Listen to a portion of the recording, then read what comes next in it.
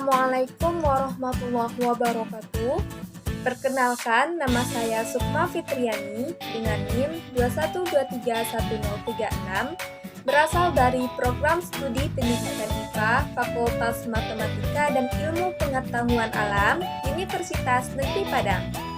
Baiklah, pada kesempatan kali ini saya akan mempresentasikan laporan hasil percobaan mengenai kalor sebagai salah satu bentuk perubahan energi dan gas ideal dengan dosen pengampu Dr. Randa Murtiani, SPD, MPD.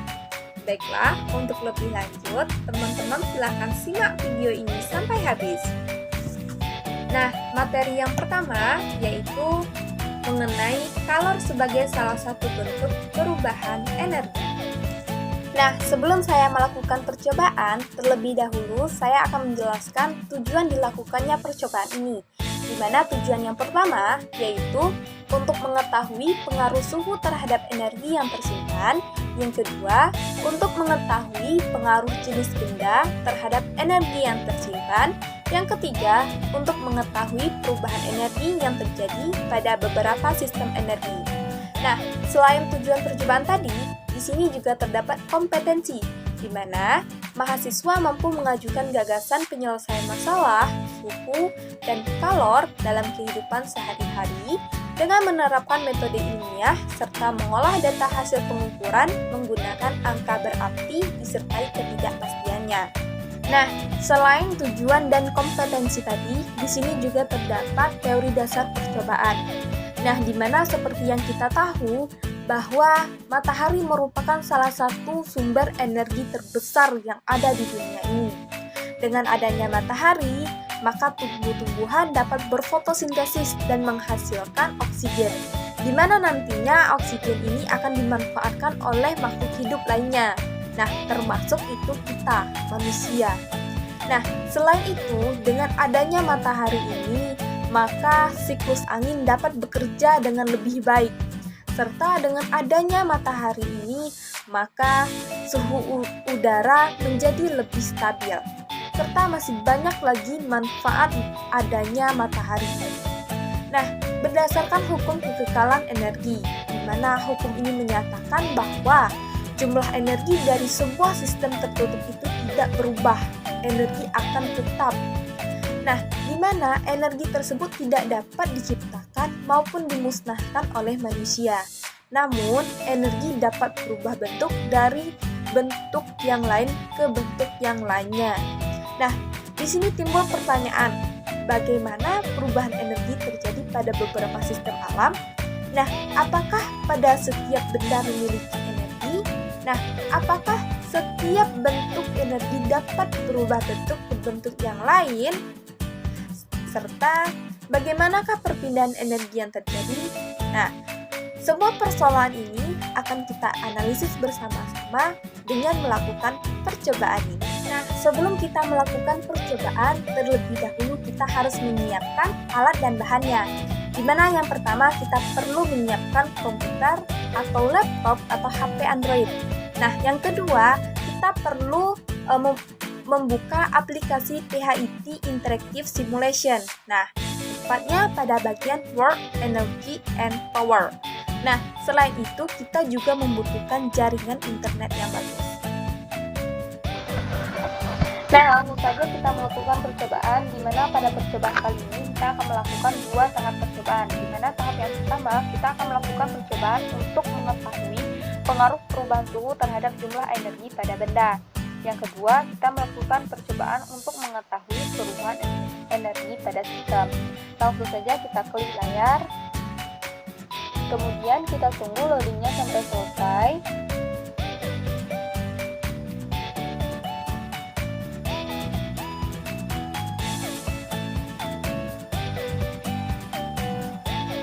Nah, maka akan muncul tampilan seperti ini. Maka untuk melakukan percobaan yang pertama, kita harus memilih pada bagian pendahuluan. Nah, sebelum kita melakukan percobaan, terlebih dahulu kita akan mencentang icon simbol. Nah, selanjutnya kita akan meletakkan blok yaitu iron atau besi di atas tungku. Kemudian kita catat terlebih dahulu energinya, di mana di sini terlihat pada box energi awalnya yaitu 6 Joule. Nah, bagaimana ketika besi dipanaskan? Nah, di sini terlihat ketika besi dipanaskan, maka energi pada besi akan bertambah, kemudian suhunya juga akan bertambah. Nah, selanjutnya kita letakkan. Selanjutnya kita tambahkan air, dimana di sini sudah ada energi awalnya. Nah, bagaimana ketika air ini dipanaskan, apakah energinya juga bertambah? Mari kita lihat.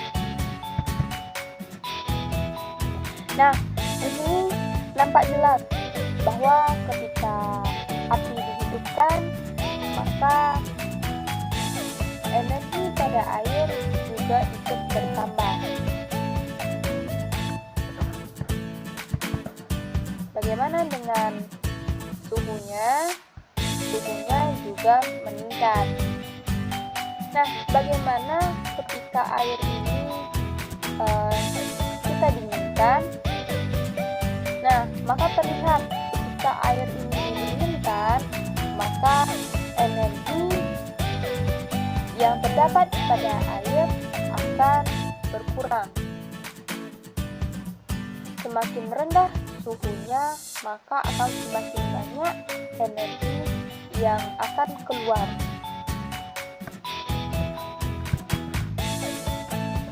Nah, bagaimana dengan bata? Di sini nampak jelas bahwa energi awal bata yaitu 2 Joule. Nah, bagaimana ketika bata ini dipanaskan? Nah, di sini nampak jelas ketika bata dipanaskan, maka energinya juga akan bertambah, serta suhu juga akan ikut bertambah. Nah, bagaimana ketika bata ini didinginkan? Ketika bata ini didinginkan, maka energi yang terdapat pada bata akan keluar atau melepas, dan suhunya pun juga akan menurun. Nah, jadi di sini dapat dilihat bahwa semakin besar suhu pada suatu benda, maka energi yang dihasilkannya akan semakin besar pula. Namun sebaliknya, apabila suhu suatu benda itu kecil, maka energi yang dilepaskannya juga akan semakin banyak, sehingga energi yang tersisa pada benda tersebut akan semakin sedikit.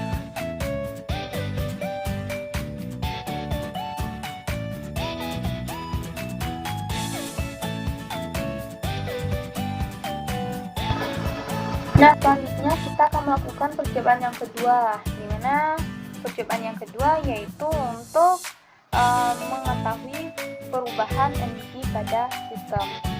Kita klik, maka akan muncul tampilan seperti ini. Nah, langkah selanjutnya kita centang terlebih dahulu bagian simbol energi. Nah, selanjutnya kita ganti dulu sistem satunya menjadi keran. Nah, selanjutnya kita keluarkan airnya.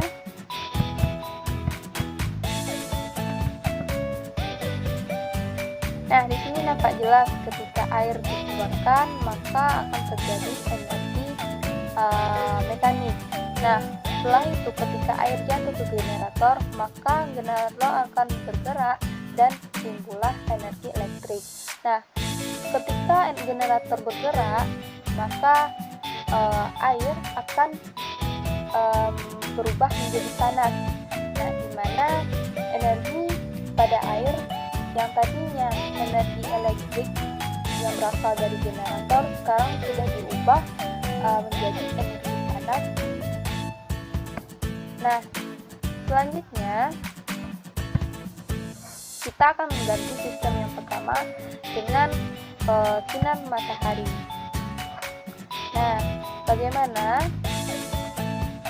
ketika sistem pertama diganti dengan sinar matahari, maka pada generator tidak terjadi reaksi apa-apa, di mana matahari mengeluarkan energi cahaya. Nah, sedangkan pada air itu energi cahaya, di mana pada air juga tidak terjadi apa-apa. Nah, selanjutnya kita ganti dengan teko uap.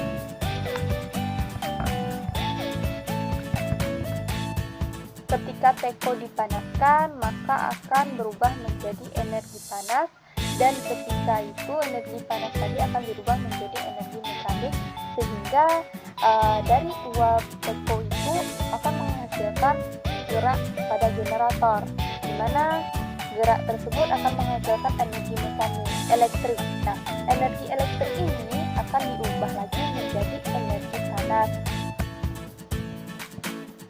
Nah, selanjutnya kita rubah lagi sistem yang pertama menjadi sepeda. Nah, di mana pada anak ini terdapat energi kimia. Nah, bagaimana ketika anak ini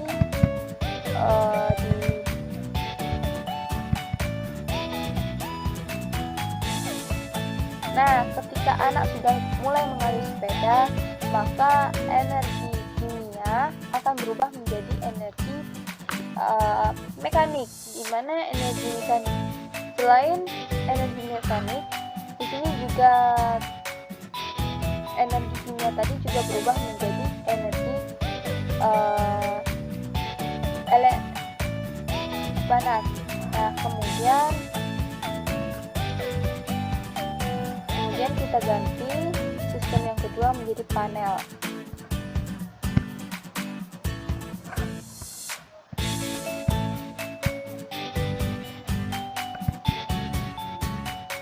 Nah, ketika air dikeluarkan, maka tidak terjadi apa-apa pada panel.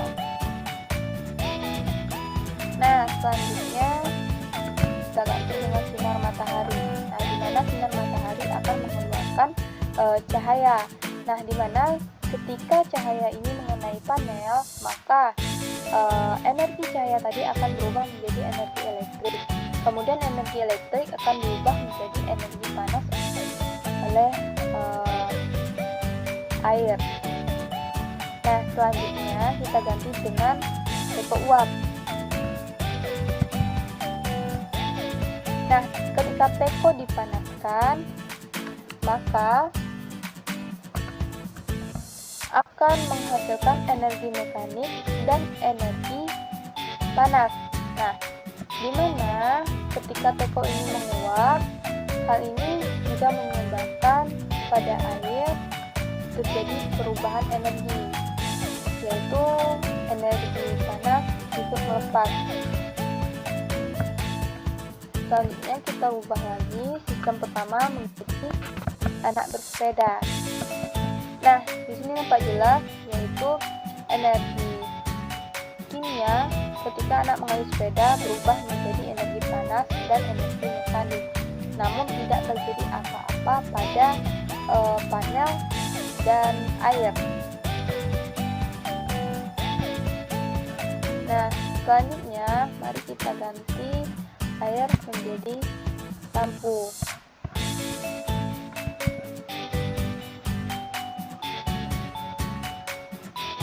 Nah, ketika anak sudah mulai mengayuh sepeda, ternyata tidak terjadi apa-apa pada panel dan lampu. Energi tidak ada terjadi perubahan energi terhadap sistem kedua dan sistem ketiga. Bagaimana dengan air? Ketika air dikeluarkan, maka dapat dilihat tidak terjadi reaksi apa-apa terhadap sistem kedua dan sistem ketiga. bagaimana dengan sinar matahari? Nah, ketika sinar matahari mengeluarkan energi cahaya, maka akan ditangkap oleh panel, kemudian energi cahaya akan dirubah menjadi energi elektrik. Nah, hal ini akan menyebabkan lampu akan hidup dan berubah menjadi energi cahaya dan energi panas. Bagaimana dengan tipe uap?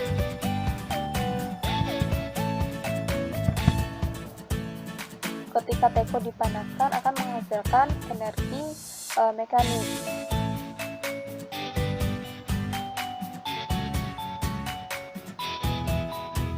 Namun tidak terjadi apa-apa terhadap sistem pertama, sistem kedua, dan sistem ketiga.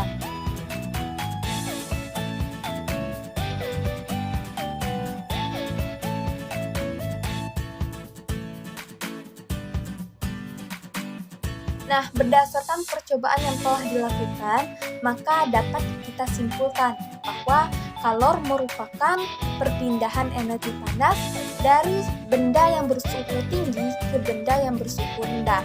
Nah, di mana semakin besar suhu suatu benda, maka kalor yang dihasilkan akan semakin besar.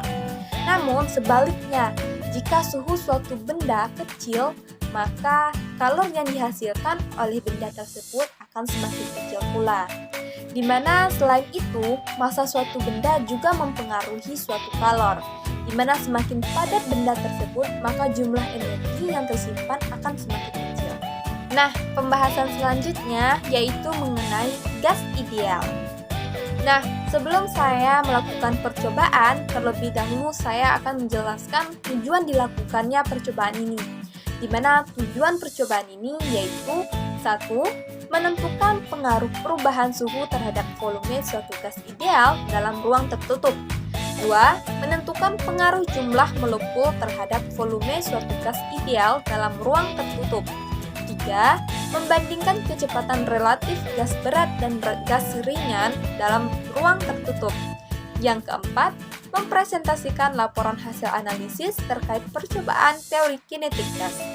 Nah, selain tujuan tadi, di sini juga terdapat kompetensi, di mana mahasiswa mampu menentukan pengaruh perubahan suhu dan jumlah molekul terhadap volume gas ideal, mengukur kapasitas kalor dan kalor jenis materi serta mengolah data hasil pengukuran menggunakan angka berarti disertai ketidakpastiannya. Nah, selain tujuan dan kompetensi, di sini juga terdapat teori dasar.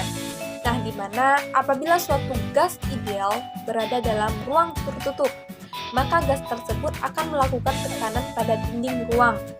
Hal ini terjadi karena partikel-partikel gas tersebut senantiasa bergerak dan berhubungan dengan dinding ruangan.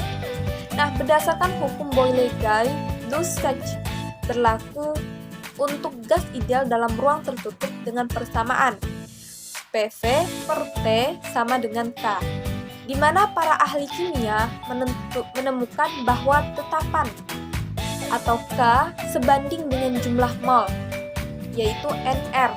Dengan demikian, maka persamaan berubah menjadi PV per T sama dengan N kali R.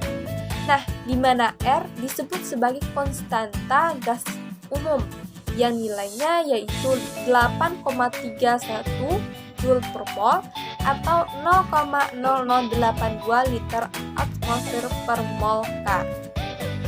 Jika N sama dengan N per Na, maka persamaan gas ideal dapat dituliskan menjadi PV sama dengan N per Na dikali R kali T sama dengan N dikali R per Na dikali T. Nah, jika R per Na sama dengan K, maka persamaan akan berubah menjadi PV sama dengan N dikali K dikali T, di mana K merupakan tetapan Boltzmann yang nilainya yaitu 1,38 dikali 10 pangkat min 23 Joule per K. Nah, selain itu di sini juga terdapat kecepatan relatif, di mana kecepatan relatif gas ideal merupakan akar dari kuadrat kecepatan rata-rata gas tersebut, di mana gas yang memiliki massa yang berbeda untuk jumlah molekul yang sama, maka kecepatan relatifnya akan berbeda pula. Sehingga persamaan matematisnya yaitu VRMS sama dengan akar dari V kuadrat. Nah, sebelum kita melakukan percobaan, akan terlebih dahulu kita menyiapkan alat dan bahannya, di mana kita perlu menyiapkan komputer atau laptop atau HP Android. Selanjutnya, kita perlu menyiapkan aplikasi PHIT Interactive Simulation. Dan selanjutnya, kita juga membutuhkan jaringan internet yang bagus. Baiklah, langsung saja kita melakukan percobaan yang pertama, yaitu untuk mengetahui pengaruh perubahan suhu dan jumlah molekul terhadap volume gas ideal. Nah, terlebih dahulu kita akan mengatur parameter konstan, tepatnya pada bagian tekanan. Nah, selanjutnya kita akan menarik tuas ke atas, kemudian lepaskan ke bawah, tarik, lepaskan. Nah, ketika tuas ditarik dan dilepaskan, maka akan terlihat volume akan keluar dan tekanan akan meningkat serta suhu juga akan ikut meningkat. Nah, bagaimana ketika suhu ruangan dipanaskan?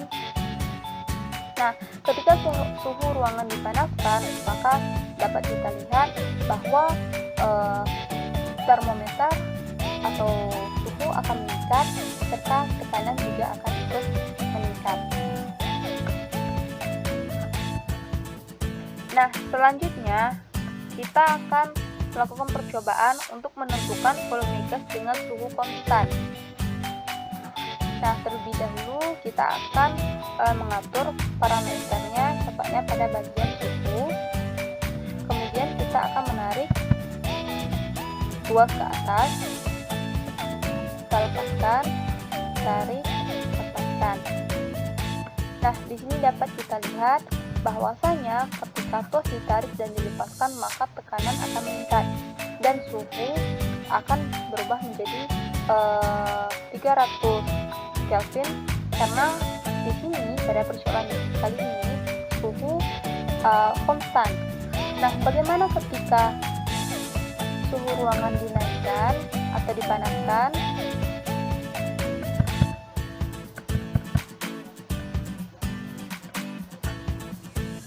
Nah, di sini nampak jelas ya, ketika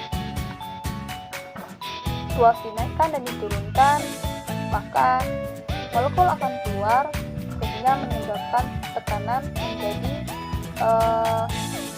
meningkat.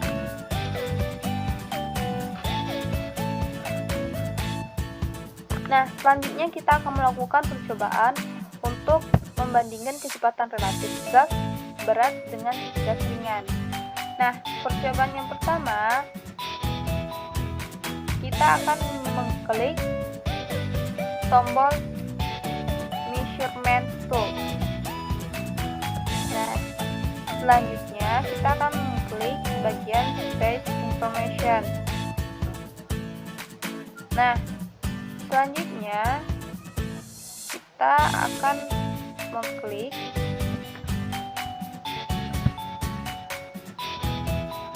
jenis molekul, dimana yang pertama dilakukan yang menjadi percobaan yaitu jenis molekul berat, molekul jenis berat.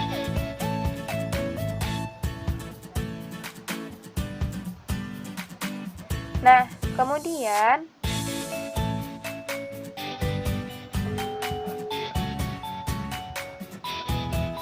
kita lakukan percobaan sama seperti tadi, di mana di sini yang konstan adalah tekanan. Kemudian kita tarik tuas,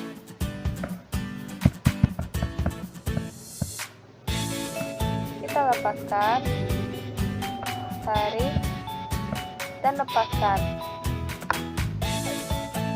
Nah, maka akan terlihat ketika tuas dan ditarik dan dilepaskan, maka tekanan meningkat serta suhu juga akan ikut berubah. Nah, di sini terlihat jumlah molekul sebanyak 230 dengan kecepatan 407,85. Nah, selanjutnya kita ubah menjadi molekul jenis ringan. Kita tarik, lepaskan, tarik, dan lepaskan. Nah, maka di sini dapat terlihat di mana jumlah molekul gas yaitu 131 dengan kecepatan rata-rata 959,19 meter per second. Nah, di sini dapat dilihat bahwa besar kecepatan rata-rata molekul gas jenis ringan lebih besar dibandingkan dengan molekul gas jenis berat. Nah, artinya di sini kecepatan rata-rata gas ringan lebih besar jika dibandingkan dengan kecepatan rata-rata gas berat. Artinya energi kinetik dari gas ringan lebih besar daripada energi kinetik gas berat.